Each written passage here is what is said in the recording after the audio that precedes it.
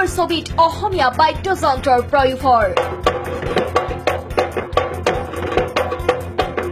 জাগ্গা জাসুছত অনুৰাগৰ অসমীয়া লোকবাদ্যৰ যাদু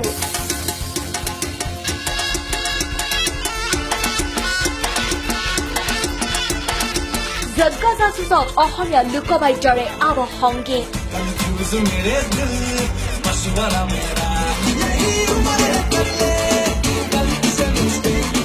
ভূপেন উজিৰৰ তত্বাৱধানত বাণীবদ্ধৰ কামো পূৰ্ণগতি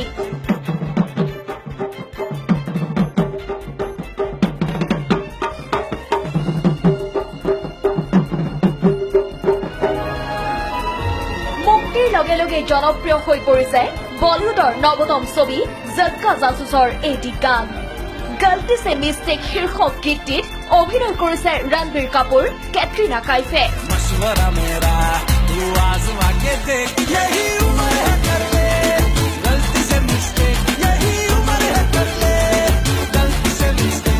গানটোৰ বিশেষত্ব হল প্ৰথমবাৰৰ বাবে গানটোত ব্যৱহাৰ কৰা হৈছে অসমীয়া লোকবাদ্য বলিউডত উজলি উঠা অসম সন্তান অনুৰাগ শইকীয়াই সংগীত ব্যৱস্থা কৰা গীতটোৰ শব্দ গ্ৰহণ কৰা হয় মহানগৰীৰ অডিটেক ষ্টুডিঅ'ত ভূপেন উজিৰৰ তত্বাৱধানত এইটো আমাৰ কাৰণে অতি গৌৰৱৰ কথা যে প্ৰীতমহঁতৰ নিচিনা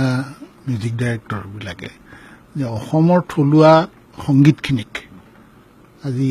বিশ্ব দৰবাৰলৈ উলিয়াই নিয়াত আগভাগ লৈছে কেৱল গীতটোতেই নহয় সমগ্ৰ ছবিখনৰ আৱহংগীতত ব্যৱহাৰ কৰা হৈছে অসমৰ লোকবাদ্য কিছু কিছু অংশত উত্তৰ পূবৰ অন্যান্য বাদ্যযন্ত্ৰও ব্যৱহাৰ কৰা হৈছে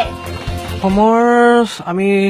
যিমানখিনি পৰা যায় ঢোল নেগেৰা দবা গগনা তাৰপিছত মাদল তাৰপিছত